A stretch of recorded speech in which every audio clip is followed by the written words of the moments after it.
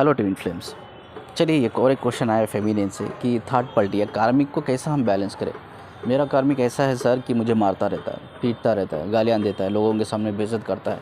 ऐसी कोई कसर नहीं वो नहीं करता वो मेरे लिए, हर बुरी चीज़ मेरे लिए करता है। जानवर जैसा बिहेव करता है मेरे साथ, रेप करता है मेरे साथ, फिज़िकली फोर्सफुली करने की कोशिश करता है।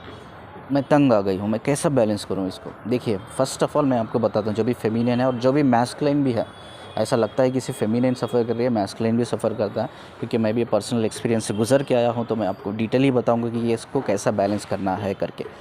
फ़र्स्ट ऑफ़ ऑल हम क्या करते हैं, हम अपना जो कार्मिक होता है, हमारी जो वीकनेस होती है, हमारे जो फ़ियर्स होते हैं, तो हम उसको दिखा देते थे किससे, हमारे कार्मिक, चाहे वो मैस्कुलिन हो फेमिनिन हो। स्पाउस में, स्पाउस जो कार्मिक का स्पाउस रिलेशनशिप होता है, हम अपनी वीकनेस दिखा देते हैं। उसको पता चलता है भाई इसकी वीकनेस क्या है, इसकी दुखती रग क्या है। मैं दुखती रग पे इसके हाथ रख दूंगा तो ये संभल जाएगी, ये मेरी स्लेव बन जाएगी, ये मेरे कंट्रोल में आ जाएगी। तो हम यही गलती करते हैं।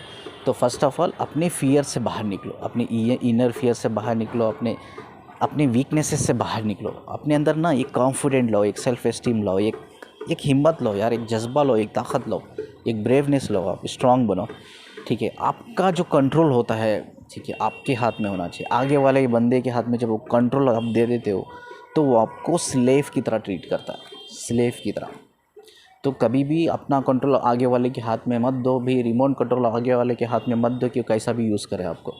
तो यही हम गलती करते हो, अपने वीकनेस, अपने फियर्स आप दिखा देते हो उनको, वो समझ जाता है, ठीक है।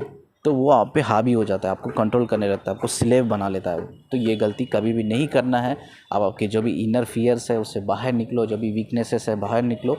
चीज़ों को फेस करने से अच्छा है चीज़ों को कंट्रोल करने की कोशिश करो। मतलब देखो, मैं ये नहीं कह रहा हूँ कि यार आगे वाले को कंट्रोल करो, आगे वाले को आप कंट्रोल नहीं कर सकते, आगे वाले को कंट्रोल करना भी नहीं चाहिए, गलत है।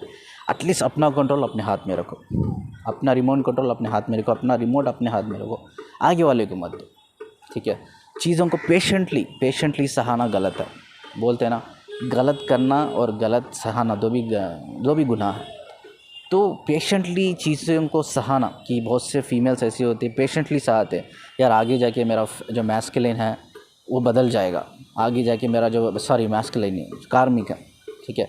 अब ऑलरेडी उनके बच्चे होते हैं, वो फाइनेंशियली इंडिपेंडेंट नहीं होते, उनकी फैमिली से सपोर्ट नहीं होता है, पेरेंट्स से सपोर्ट नहीं होता है, रिलेटिव से सपोर्ट नहीं होता है, फ्रेंड से कोई सपोर्ट नहीं होता, या उनके पास कोई जगह नहीं रहती है जाने के लिए, उनके पास कोई काम धाम नहीं रहता है। तो वो क्या करती है, ठीक है यार, अब जो भी नसीब में था हो गया, अब मेरा कार्मिक ही सही, मैं उसके साथ बैलेंस करने की कोशिश करती हूँ।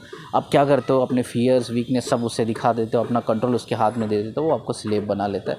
जैसा मर्जी में आए वो आपको यूज़ कर लेता है, वो चाहे वो फेमिनिन हो या मैस्कुलिन हो, ठीक है।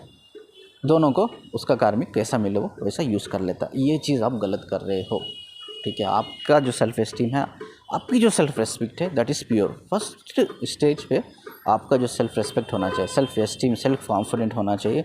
आपकी स्ट्रेंथ, आपके स्ट्रेंथ को बढ़ाओ, आपके वीकनेसेस को मत दिखाओ उसको, अपने फियर्स को हटाओ, अपने वीकनेसेस को हटाओ, कभी भी उसको शो मत करो, ठीक है। तो इस तरह से जब आप देखिए, कार्मिक क्या होते हैं, कार्मिक एक डरपोक इंसान होते हैं, डरपोक ना करे इंसान होते हैं, ठीक है। उनमें सिर्फ डेविल एनर्जी होती है, सिर्फ डेविल। उनको लड़ने का एक बहाना चाहिए होता है, एक ट्रिगर करने का हमको एक बहाना चाहिए होता है।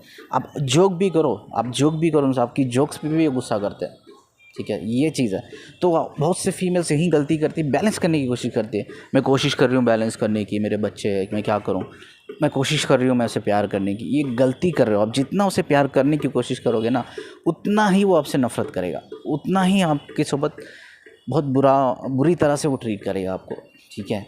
जितना आप बैलेंस करने की कोशिश करोगे ना, उतना ही आपको इम्बैलेंस कर देगा, चाहे वो कर देगी, ठीक है। जितना आप पॉजिटिव उसकी तरफ से जाओगे, जितने जितने लेवल से, जितने हाई लेवल से आप पॉजिटिव एनर्जी लेके उसके तरफ जाओगे ना, उतनी ही लेवल से नेगेटिव एनर्जी लेके आएगा वो आएगी। ये समझ लो बात, वर्कआउट नहीं होती ये चीज़ें। तो इससे अच्छा है कि यार आप अपनी हेल्थ के ऊपर फोकस करो, दूसरा अपना करियर के ऊपर फोकस करो, ठीक है। कुछ भी आपका जो पैशन है फाइंड आउट करो, कुछ भी आपके अंदर टैलेंट है उसको फोकस करो, उसके ऊपर थोड़ा ही इनकम आपको मिले, आप कहीं ना कहीं फाइनेंशियल इंडिपेंडेंट हो जाओ, फाइनेंशियली इंडिपेंडेंट हो जाओ यार। आप कहीं ना कहीं बैलेंस कर लो अपने आप को। Health is more important. अब अक्सर ट्विन फ्लेम्स में क्या होता है, हम अपनी हेल्थ ही गंवा लेते हैं, ये ट्विन फ्लेम के पीछे भागते भागते।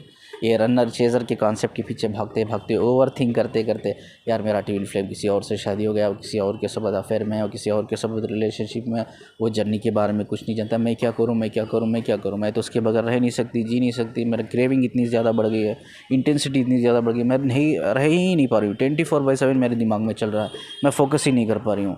आप ओवर थिंकिंग करने लग जाते हो, ओवर थिंकिंग करने लग जाते हो, आप कहीं ना कहीं ऑब्सेस हो जाते हो अपने ट्विन पार्टनर से, ऑब्सेस हो जाते हो, आप कहीं ना कहीं सरेंडर कर देते हो, आप कहीं ना कहीं सरेंडर कर देते हो। तो इससे क्या होता है, इसे जो अनअवेकेंड ट्विन फ्लेम्स होते हैं ना, ये जब आप सरेंडर कर देते हो, ये अनअवेकेंड ट्विन फ्लेम्स जिनको अवेयरनेस नहीं होती जर्नी को लेकर, ना कोई रेस्पेक्ट होती है आपके इमोशंस को लेकर, ये आपको किसी तरह से भी यूज़ करके निकल जाते हैं। जैसा मैंने बोला ना कि आगे वाले वीडियो में, कि इससे पहले जो वीडियो है जहाँ मैंने बोला कि कुछ लोगों को मिसकॉन्सेप्शन है यार, हम दोनों ट्विन फ्लेम है तो हमारे हम कर्मा क्रिएट ही नहीं होता। तो कैसा भी यूज़ कर लो, इमोशनली भी यूज़ कर लो, फाइनेंशियली भी यूज़ कर लो, फिजिकली भी यूज़ कर लो, जैसा मन में चाहे यूज़ कर लो एक दूसरे को, कर्मा क्रिएटिव होता नहीं है। तो ऐसा बिल्कुल भी नहीं है। मैंने पहले वीडियो में बताया ट्विन फ्लेम्स भी एक दूसरे के बीच में कर्मा क्रिएट करते हैं, यू शुड बी अवेयर। और ट्विन फ्लेम्स के बीच में जो कर्मा होता है, it's very very strong Karma होता है। तो आपको यूनिवर्स ऐसा पनिशमेंट देता है, सिर्फ आपको अफसोस करने का भी मौका नहीं मिलता, सिर्फ आप रोते ही रहते हो, बैठ के रोते ही रहते हो। ऐसी जगह आपका यूनिवर्स टारगेट करता है जहाँ सब में कमज़ोरी है, आपकी वो वीकनेस है, ऐसी जगह टारगेट करता है, ऐसी जगह आपको पेन देता है। बोलते हैं ना, आपकी दर्द दुखती हुई रग पे यूनिवर्स हाथ रख देता है जब आप अपने ट्विन को, अपने डिवाइन पार्टनर को, इनोसेंट पार्टनर को चीट करते हो। तो ठीक है, तो हर जगह हम कहीं ना कहीं, हर तरफ से, हर कोने से हम कर्मा क्रिएट कर रहे हैं। You should be aware. कभी भी गलत काम अपने, स्पेशली ट्विन फ्लेम के लिए मत करो, या किसी भी अच्छे इनोसेंट इंसान के लिए गलत काम मत करो उनके लिए, ठीक है। तो ये चीज़ समझो आप। तो आप फाइनेंशियल पहले हेल्थ बनाओ। आप कहीं ना कहीं मेंटली वीक हो गए, फिजिकली वीक हो गए, अपनी हेल्थ को इम्प्रूव करो, ठीक है। मेडिटेशन करो अच्छे वाले, योगा करो अगर कर सकते हो तो, या जिम कर सकते हो तो जिम करो, एक्सरसाइज करो, वॉकिंग करो, जो भी आप अपनी हेल्थ के लिए कर सकते हो। अच्छा डाइट आप मेंटेन कर सकते हो, जो भी आप हेल्थ के लिए कर सकते हो तो यू शुड डू इट, क्योंकि अगर हेल्थ है तो सब कुछ है। Health is first priority, second is your financially stability. Financially stable होना है आपको, थोड़ा ही हम इनकम सही, तो you should be very stable, you should be very confident enough कि यार कभी फेस करना पड़ा अलोन चीज़ों का, आप फेस कर पाओ, ठीक है। तो दिखा दो अपना पोटेंशियलिटी को, दिखा दो कार्मिक को, अपने टैलेंट को दिखा दो। यार आप कितना अंदर, आपके अंदर टैलेंट है, कितना स्ट्रेंथ है आपके अंदर, यार कितना कॉन्फिडेंट है आप लेकर, आप लड़ सकते हो, अकेले जी सकते हो। जब आप इम्प्रूव हो जाते हो उसके सामने, इम्प्रूव अपने आप को दिखा देते हो, इम्प्रूव होते हुए आप उसको कार्मिक को दिखाते हो ना, तो उसके अंदर और इनसिक्योरिटी बन जाती है और बैलेंस हो जाता है। और कार्मिक जो लोग होते हैं ना, इट्स बहुत डरपोक लोग होते हैं, वो आपसे बड़े चिपके हुए लोग रहते हैं, एडिक्टेड रहते हैं, चिपके हुए रहते हैं वो आपसे। तो आपको कहीं ना कहीं ये मिसकॉन्सेप्शन रहता है, भाई मेरा कार्मिक तो बड़ा ही स्ट्रांग है, बड़ा स्ट्रांग है, फाइनेंशियली स्ट्रांग है, फिजिकली स्ट्रांग है, इमोशनली स्ट्रांग है। घंटा भी स्ट्रांग नहीं है वो सिर्फ दिखाता है आपको, क्योंकि आप अपनी वीकनेस उसके अंदर दिखा देते हो, उसको दिखा देते हो, आपके फियर्स आप उसको दिखा देते हो। तो कहीं ना कहीं आप सरेंडर करते हो, वो आपका जो है ना स्लेव बना लेते हो, स्लेव की तरह आपको कंट्रोल करने लग जाता है, क्योंकि आप अपना ही खुद का कंट्रोल उसके हाथ में दे देते हो। तो ये गलती कभी भी मत करो, कभी भी करना नहीं चाहिए, ठीक है, कभी भी करना नहीं चाहिए। तो बी केयरफुल कि आप अपना कंट्रोल अपने हाथ में रखो, अपने फर्स्ट अपनी सेहत का ख्याल रखो, दूसरा आपका एटलीस्ट मिनिमम लेवल पे फाइनेंशियली स्टेबल हो जाओ, जहाँ you can take your own decisions. I hope कि have your answer your question. अगर कोई भी आपको डाउट हो तो कमेंट सेक्शन में पूछिए, तो हम इसके बारे में आंसर देंगे। धन्यवाद जी मुझे सुनने के लिए। चलिए, एक इसी वीडियो में एक पॉइंट मैंने ऐड करना भूल गया था, तो एक पॉइंट मैं ऐड करता हूँ। किसी ने मुझे पूछा था, एक फेमिनिन ने, क्या कार्म जो ट्विन फ्लेम्स होते हैं, अवेकन होते हैं या अनअवेकन होते हैं, दोनों तरीके से बात करेंगे, क्या वो भी कर्मा क्रिएट करते हैं? एग्जैक्टली, वो भी कर सकते हैं, वो भी करेंगे, ठीक है। सिंपल सी बात है यार, हमारे अंदर जो मैंने बताया वीडियो में आके, दो एनर्जी होती है, एक डेविल फॉर्म की होती है, जो हम उसको बैड एनर्जी बोल सकते हैं, ठीक है, उसको हम क्या बोलते हैं, बुरी नफ्स कहते हैं। और एक डिवाइन फॉर्म में होते हैं, गुड एनर्जी होती है, उसको हम एक अच्छी एनर्जी बोलते हैं। अगर जब हम कोई भी इंसान डेविल एनर्जी की फॉर्म में मर्ज हो जाता है, या उसके कंट्रोल में आ जाता है, उसका स्लेव बन जाता है, तो वो कर्मा क्रिएट कर लेता है, ठीक है। और कर्मा क्या है, हमें ये भी समझना चाहिए। बहुत से लोग बोलते हैं, चाहे मेरी डीएफ ने भी बोला कि यार मेरे हस्बैंड से मैं फ़ाइट नहीं कर सकती, मैं उसके ऊपर हाथ नहीं उठा सकती, क्योंकि मैं कर्मा क्रिएट करना नहीं चाहती। नहीं, कर्मा कब क्रिएट होता है मैं आपको बताता हूँ।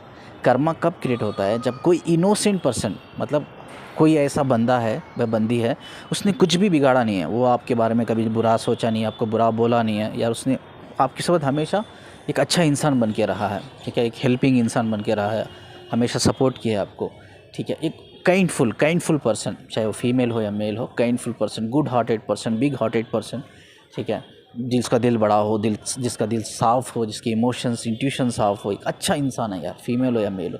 ऐसे इंसान का आप इंटेंशनली या अनइंटेंशनली, दो भी याद रखिए। इंटेंशनली मतलब जानबूझकर, अनइंटेंशनली मतलब बिना जाने या समझे। दोनों तरीके से भी अगर आप उस इंसान का दिल दुखाते हैं, उसके बारे में बुरा सोचते हैं, बुरा बोलते हैं, उसका दिल दुखाते हैं, या उसकी लाइफ में आपकी वजह से कुछ बुरा होता है, आप उसको कुछ बुरा, उसकी लाइफ में कुछ, आप उसकी लाइफ को बर्बाद कर देते हैं, डिस्ट्रॉय कर देते हैं, या उसका फ्यूचर, उसका करियर, उसका पास्ट, उसकी फ्यूचर, उसके प्रेजेंट सब बर्बाद कर देते हैं, उसकी आपकी वजह से उसका बहुत कुछ लॉस हुआ है, ही और she everything is loss because of you.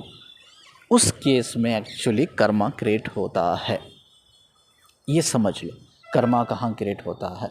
और कर्मा का मतलब ये भी नहीं भाई आपने किसी को पेन दिया है, इसका मतलब ये नहीं कि आपको उस कर्मा से बाहर निकलने के लिए आपको भी पेन से गुजरना पड़ता है। इट्स नॉट नेसेसरी, ये बिल्कुल भी नेसेसरी नहीं है।